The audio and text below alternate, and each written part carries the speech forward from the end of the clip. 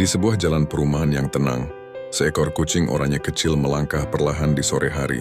Tiba-tiba, sebuah mobil melintas dengan cepat, meninggalkan kucing itu terbaring lemah di pinggir jalan. Tak lama kemudian, seekor anjing coklat besar mendekat dengan tatapan cemas. Dengan lembut anjing itu menjilat si kucing dan berusaha memindahkannya ke tempat yang lebih aman. Cahaya ajaib berwarna biru dan hijau lalu muncul dari sentuhannya, menyembuhkan luka si kucing. Saat matahari terbenam, keduanya duduk berdampingan. Kisah mereka membuktikan kasih sayang bisa menyembuhkan.